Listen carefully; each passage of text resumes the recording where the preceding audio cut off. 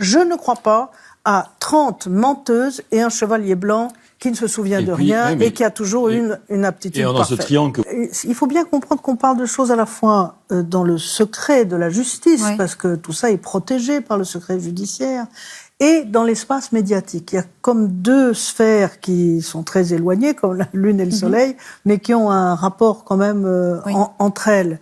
La deuxième chose que je remarque, c'est que le MeToo à la française avait vraiment démarré sur des affaires de pédocriminalité.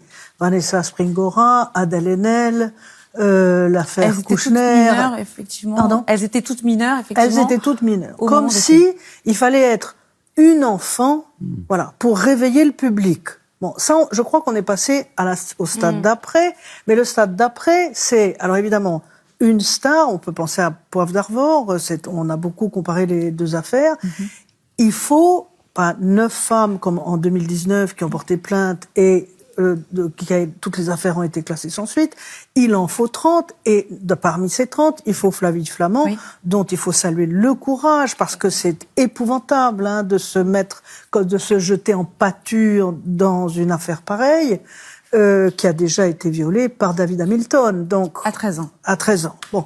Donc, si vous voulez, on est en face d'un schéma qui est très inquiétant. Mais bon, je remarque quand même qu'il y a des progrès. On commence quand même vaguement à sortir.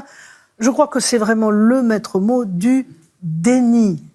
Comme Patrick Bruel lui-même est dans le déni. Qui me fera croire? Et il est présumé innocent, ça, on va le répéter 20 fois. Il y a la présomption d'innocence, et ça, c'est un principe sacré, on le répétera jamais assez. Il y a aussi ce que la sociologue Irène Théry a appelé la présomption de véracité. 30 femmes qui disent quelque chose, des choses qui se recoupent, peut-être qu'il faut les écouter. Peut-être que ce serait intéressant de les écouter. Je ne crois pas à 30 menteuses et un chevalier blanc qui ne se souvient de rien et qui a toujours une aptitude parfaite. Et dans ce triangle que vous évoquez, on pourrait aussi ajouter le sentiment d'impunité. Bien entendu.